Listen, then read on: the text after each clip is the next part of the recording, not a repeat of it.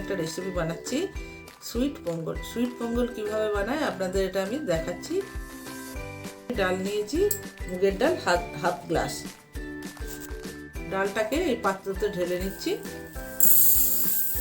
Half glass ডাল নিয়েছি, এবার হাফ গ্লাস আমি চাল নিয়েছি। এখানে এমনি চাল দিয়ে, এমনি আতপ চাল দিয়ে করে, আমি এটা গোবিন্দভোগ চাল দিয়ে করছি। যতটা পরিমাণ ডাল নিয়েছি ততটা পরিমাণে চাল নিয়েছি। এই দুটোকে আমি এখন বয়েল করব। এবারে চালটা ওই ডাল যেই পাত্রে নিয়েছি সেটার মধ্যে নিচ্ছি। এটা আমি এমনিতেও সেদ্ধ করতে পারি, আমি এটা কুকারে সেদ্ধ করছি তাড়াতাড়ি হওয়ার জন্য। চাল আর ডাল আমি দুটো ধুয়ে নিয়েছি, নিয়ে এখন এই মিনিটে সেদ্ধ করতে দেবো কুকারে। এই শুদ্ধই, এই পাত্র শুদ্ধ সেদ্ধ করতে দেবো। ডালটা কিন্তু আপনারা ভাজবেন না, কাঁচা ডালই থাকবে। পঙ্গলে আমি সুইট পঙ্গলে আমি কী কী দিচ্ছি আপনাদের দেখাচ্ছি। প্রথমে আমি পঙ্গল সেদ্ধ হয়ে গেছে, একটা এর মধ্যে জায়গার মধ্যে ঘি গরম করে ঘিয়ের মধ্যে কাজু আর কিশমিশটা ফ্রাই করে নেবো। বেশি যেন না করে একটুখানি লালচে লালচে হলে তুলে নেবো, দিয়ে ওই পঙ্গলের মধ্যে দিয়ে দেবো। তারপরে দেবো, লাস্টে দেবো এটা এলাচ। তারপরে দেবো এই নারকেল, শুকনো নারকেল। আপনারা যদি শুকনো নারকেল না পান এমনি নারকেল দিলেও হবে। শুকনো নারকেল এটার মধ্যে এরকম করে ঘষে নিতে হবে।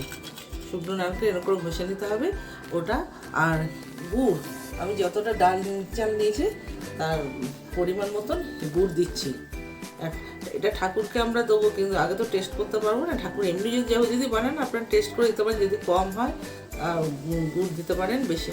আমি ঠাকুরকে দেবো বলে আমি টেস্ট করতে পারবো না, আমি আন্দাজ মতন গুড় নিয়েছি পঙ্গলে দেবো বলে। আর তারপরে লাস্টে দেবো দুধ। দেখুন নারকেলটা এরকম এটাকে দিয়ে এরকম ঘষে নিয়েছি। এটা এখন আমি সুইট পঙ্গলে দেবো। দেখুন এই পঙ্গলে এটা সেদ্ধ হয়ে গেছে চাল ডালটা। এটা জল পুরো শুকিয়ে গেছে বলে আমি একটু জল দিচ্ছি। এবার দেখুন যে গুড়টা আমি মেজারমেন্ট করে রেখেছিলাম, এই গুড়টা এর সঙ্গে দিয়ে দিচ্ছি। পঙ্গলের সঙ্গে এই চাল ডালের সঙ্গে আমি গুড়টা মিশিয়ে দিচ্ছি।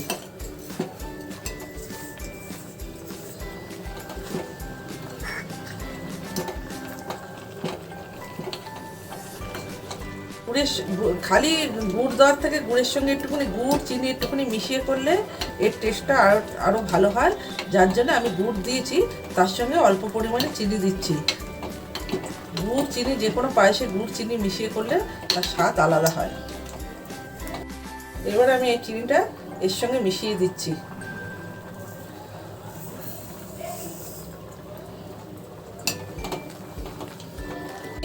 শুকনো নারকেল, আপনাদের যদি বাড়িতে শুকনো নারকেল না থাকে এমনি নারকেলও দিতে পারেন। ওই নারকেলটা কুড়িয়ে এর সঙ্গে দিয়ে দেবেন। এতে অ্যাকচুয়ালি শুকনো নারকেল দেয়, আমি সেখানে শুকনো নারকেল দিচ্ছি। এমনি নারকেলও দেওয়া যায়, কোনো অসুবিধা হয় না, কারণ নারকেলটা এর সঙ্গে বয়েল হবে বলে আমি গুড়ের পরে নারকেল দিয়ে দিচ্ছি।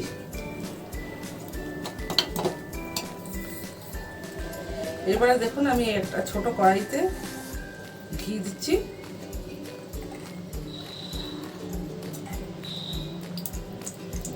ঘি পরিমাণ মতন দেবেন, ঘি যত দেবেন তত স্বাদ হবে।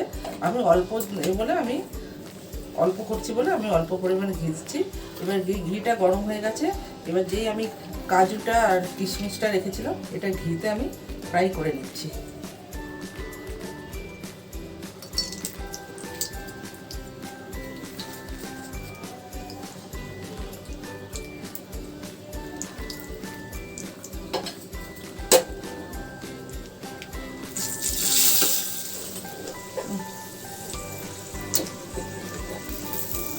দেখুন ঘিটা আমি ফ্রাই করে নিয়েছি। কিশমিশগুলো দেখুন কিরকম ফুলে উঠেছে। কাজুটা একটু লালচে লালচে ভাব হবে। তারপরে আমি এই যেটা পায়েস করছি সুইট পঙ্গল, সেটার মধ্যে আমি দিয়ে দেবো। এর মধ্যে দেখুন আমি দিয়ে দিচ্ছি।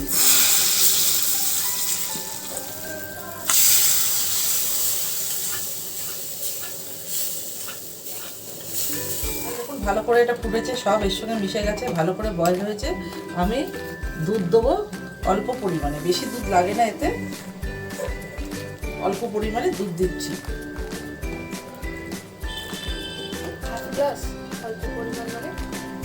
হ্যাঁ, হাফ গ্লাস, ছোট গ্লাস হাফ গ্লাসের মতন আমি দুধ দিলাম।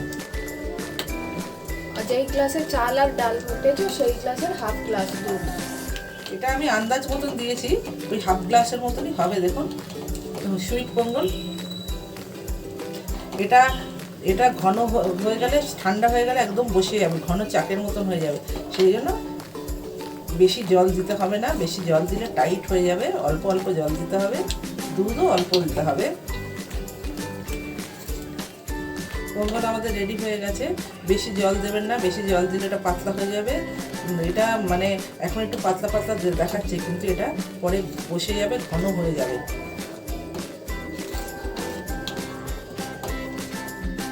এবার দেখুন পঙ্গলটা হয়ে গেছে। দুটো এলাচ আমি খোলা ছাড়িয়ে গুঁড়ো করে নিয়েছিলাম, লাস্টে এই এলাচের গুঁড়োটা আমি এর সঙ্গে মিশিয়ে দেবো। এটা দেওয়া কেন, টেস্টের জন্য। এলাচের একটা ভালো গন্ধ আছে, আপনারা সবাই জানেন। পায়েসে এলাচ ছাড়া পায়েস হয় না, সেই জন্য এটা আমি গুঁড়ো করে এর সঙ্গে মিশিয়ে দিচ্ছি। এখন এটা পাতলা পাতলা দেখতে লাগবে, কিন্তু ঠান্ডা হয়ে গেলে পুরো জমে শক্ত হয়ে যাবে। দেখুন আমাদের এটা সুইট পঙ্গল হচ্ছে। সুইট পঙ্গল আমাদের হয়ে গেছে। সাউথের মকর সংক্রান্তিতে স্পেশাল খাবার।